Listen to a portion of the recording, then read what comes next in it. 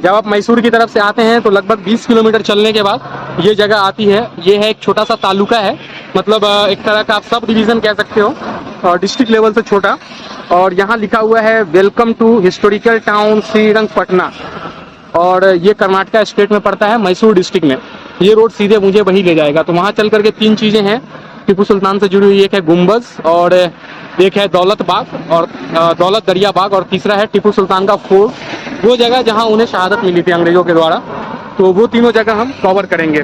तो अब आपसे मुलाकात होगी टीपू सुल्तान के घर में। श्रीरंगपटना के पहले डेस्टिनेशन दरिया दौलत बाग में मैं पहुंच चुका हूं। दरिया दौलत बाग वो जगह है जहां से हैदर अली ने और टीपू सुल्तान ने कुछ वक्त के लिए मैसूर का साम्राज्य चलाया था। जब उसके पिता ने, टीपू सुल्तान के पिता हैदर अली ने वॉडियार से, जो मैसूर के राजा थे, जिनका महल आपने पिछले ब्लॉग में देखा होगा, उनसे पावर को सीज किया था। उनकी आर्मी में थे पहले, फिर उनसे रिवोल्ट करके उनके पावर को सीज किया और वो यहाँ से इस शासन को चलाने लगे थे। ये समर पैलेस उन्होंने बनवाया था, जो टीक वुड से बना हुआ है, लकड़ी से बना हुआ है अंदर का स्ट्रक्चर। और इसी के अंदर टीपू सुल्तान की और हैदर अली की दोनों की कब्रें हैं, उनके कुछ फैमिली मेम्बर्स की भी कब्रें हैं। तो वो सब हम आपको दिखाएंगे और फिर बढ़ेंगे फिर अगले डेस्टिनेशन की तरफ। ये पहला एएसआई मॉन्यूमेंट है जिसे मैंने अच्छी पोजीशन में नहीं देखा है। यूजुअली एएसआई के मॉन्यूमेंट जो होते हैं बहुत ही प्रिजर्व होते हैं और बहुत ही सही कंडीशन में होते हैं, लेकिन आई डोंट नो व्हाई इसको अच्छे से जितना मैं एक्सपेक्ट कर रहा था एटलीस्ट वैसा नहीं है। तो दरिया दौलत बाग के अंदर हम चलेंगे, सामने जो महल है टीपू सुल्तान का वो देखेंगे और उनके मज़ार को देखेंगे। तो समर पैलेस के अंदर आ चुके हैं और इधर ये सब बना हुआ है इस तरह का। सोचो इतना बड़ा राजा था। आप मैसूर का महल देखे हो, दोनों ही राजा ने सेम लोकेशन को रूल किया, सेम प्लेस को रूल किया, सेम इकोनॉमी को संभाला। और टीपू सुल्तान थे, उनके फादर थे, उन्होंने बिल्कुल ये छोटा सा एक बंगला बनाया अपने लिए, एक महल बनाया, वो भी टीक वुड से, कोई खास पैसे खर्च करके नहीं। और दूसरा वॉडियार का आपने महल देखा है, जो मैसूर पैलेस था, वह कितना बड़ा और कितना विशाल था। क्योंकि टीपू सुल्तान के पास भी बहुत पैसा था, लेकिन उनके साथ ये था कि टीपू सुल्तान एक ऐसे आदमी थे जो कॉम्प्रोमाइज़ करना नहीं जानते थे। वो अंग्रेजों के सामने झुकने से मना कर दिया। उन्होंने 3 वॉर लड़ी, मैसूर, एंग्लो मैसूर वॉर 1, 2, 3। सो 3rd वॉर में उनको शहादत मिली थी और उनकी कब्र यहीं इसी जगह पे मौजूद है, दरिया दौलत बाग में ही मौजूद है। और उनको जिस जगह पे शहादत मिली थी वहाँ भी हम आपको ले चलेंगे और दिखाएंगे। ये दरिया दौलत बाग का मैप है और इसमें लिखा हुआ है 1, 2, 3 ऑब्लिसिक कॉलोनियल वैली, डैंगोन, श्रीरंग स्वामी मंदिर, लाल महल और दूसरी चीजें हैं इसके अंदर। तो ये दरिया दौलत बाग का हिस्ट्री यहाँ लिखा हुआ है कि भगवान श्री रंगनाथ की नगरी श्रीरंगपट्टनम का इतिहास बड़ा समृद्ध है। होयसाला राजवंश के शासक विष्णुवर्धन के भाई उदयदित्य के समय यहाँ एक छोटा सा शहर विकसित हुआ। अच्छा, ये होयसाला एक ये है रूलर डायनेस्टी थी, और मैं जिस सोसाइटी में रहता हूँ उसका नाम भी होयसाला नंदनवन लेआउट है। मुझे नहीं पता था इसके पीछे नेमिंग कन्वेंशन के पीछे रीजन। ये बाग है, इसमें कुछ भी ऐसा खूबसूरती ऐसा आप नहीं देखोगे कि बिल्कुल देखते ही आदमी कहे ओ वाह व्हाट ए ब्यूटीफुल, ऐसा कुछ नहीं है, बिल्कुल सिंपल है। लेकिन जो लोग हिस्ट्री समझते हैं वो कहेंगे oh what a beautiful. Reason is कि जो आदमी यहाँ से रूल कर रहा था उसकी लेगेसी देखो। वो इतना बड़ा राजा था जिसने अंग्रेजों को नाक में एकदम, कहते हैं नाक में दम कर देना, तो नाक में दम कर दिया था। लेकिन उसने अपने लिए क्या बनवाया, ये छोटा सा झोपड़ी। चलो महल के अंदर चल करके देखते हैं कि उसके अंदर किस तरह का टीक वुड से बना है। कुछ आप खास उम्मीद मत करना, कोई बहुत इस तरह का जो होता है ना ग्रैंड मैंसन टाइप का कुछ नहीं है, जस्ट सिंपल है। और बाहर में टीपू सुल्तान की तोप रखी हुई है। टीपू सुल्तान का तोप बहुत मशहूर था। ओके, एक और बात बताऊं, Tipu Sultan was the first man who started using rocket in India. उसने अंग्रेजों को बैंड बजा दिया था रॉकेट मार मार करके। ये है तोप, बहुत सारी तोप है, ये सेफ्टी के लिए रखा जाता था। और यहाँ पे एक इन्होंने खूबसूरती बढ़ाने के लिए गोल गोल पत्थर, ये लग रहा है कि हाथ से बनाया गया है, बड़े बड़े पत्थर को छोटा कर करके। और यहाँ से जब आप फोर्ट की तरफ आते हो तो बाहर की तरफ का नज़ारा कुछ ऐसा दिखता है। तो ये कोई बहुत ग्रैंड प्लेस नहीं है, जस्ट ओके है, बट आई मीन कि आप जो हिस्ट्री समझेंगे उनके लिए ये बहुत बड़ी बात है।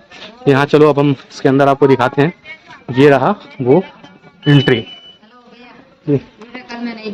तो यहाँ पे जो सिक्योरिटी गार्ड है उन्होंने बोला है कि आप फ़ोटो नहीं ले सकते, सिर्फ पेंटिंग का फ़ोटो ले सकते हैं। तो हम सिर्फ पेंटिंग का ही ले रहे हैं। और आप ये महल का डिज़ाइन देख लो, ज़्यादातर ये महल लकड़ियों से बना हुआ है। टीपू सुल्तान के महल से मैं वापस आ गया हूँ और अंदर में उन्होंने वीडियोग्राफी नहीं बनाने दी, तो अंदर में मैंने 10 फोटोज़ क्लिक किए हैं जो कि मैं अटैच कर दूंगा इसमें।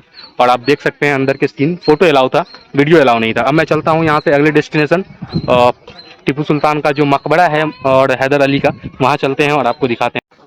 श्रीरंगपटना के दूसरे डेस्टिनेशन मौज़ेलम के पास आ गया हूँ। म्यूजियम गुम्बज से कहते हैं, और इसे टीपू सुल्तान ने बनवाया था अपने फादर हैदर अली और मदर जहाउन निसा मरियम निसा वॉट एवर जो भी उनका नाम था, उनके कब्र को उनका कब्र यहाँ था, टीपू सुल्तान ने बनवाया था। लेकिन जब सीज ऑफ श्रीरंगपटना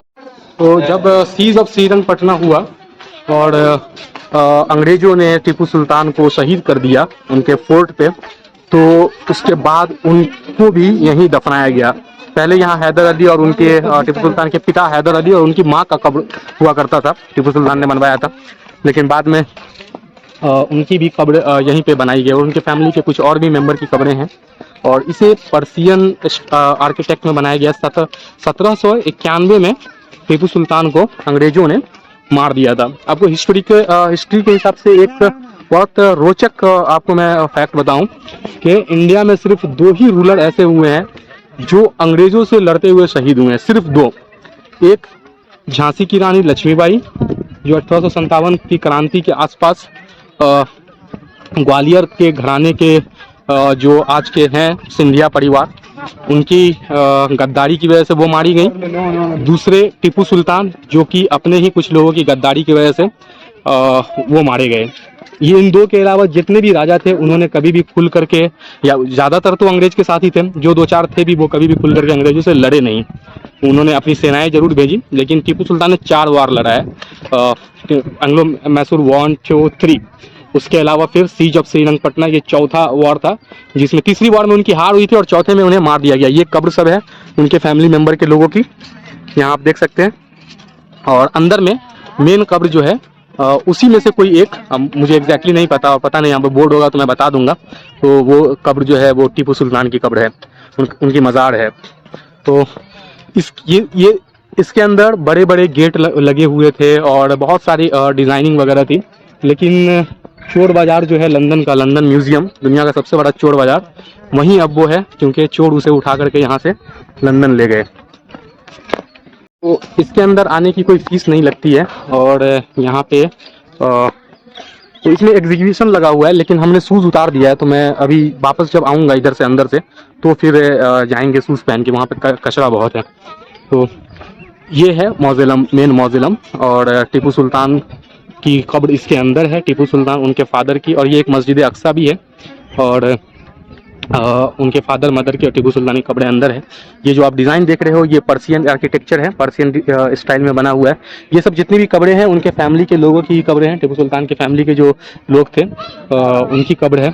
अंग्रेजों ने उन्हें मारने के बाद उनके 2 बेटे थे टीपू सुल्तान के, दोनों को बंदी बना लिया था, कैद कर लिया था, और इस जगह पे पूरी तरह से कंट्रोल कर लिया था। अंग्रेज समझौता चाहते थे, लेकिन टीपू सुल्तान समझौते के बिल्कुल खिलाफ थे। वो चाहते थे कि भाई ये मेरी ज़मीन है और मैं इसके लिए जान दे दूंगा, लेकिन अंग्रेजों से समझौता नहीं करूंगा। अगर उन्होंने भी जयपुर घराने की तरह या ग्वालियर की तरफ, सिंधिया की तरह, उस तरह से अगर उन्होंने भी समझौता कर लिया होता तो उनका महल भी आज मैसूर पैलेस के जैसा ही चमक रहा होता। तो ये है वो इलाका।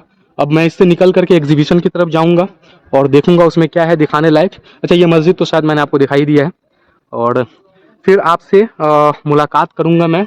एक जो आखिरी लोकेशन होगा यहाँ का वो है टीपू सुल्तान का फोर्ट। इससे पहले था समर पैलेस, दरिया दौलत बाग, और ये है उनकी मज़ार। और फिर इसके बाद आखिर में आएगा टीपू सुल्तान का फोर्ट, जहाँ उनकी शहादत हुई थी। उस फोर्ट में ही अंग्रेजों ने कब्जा किया था। जब उनको उन पे हमला किया था तो वो फोर्ट के अंदर ही मौजूद थे और लड़ते लड़ते मारे गए थे। तो फिर वहाँ चल करके आपको दिखाऊंगा।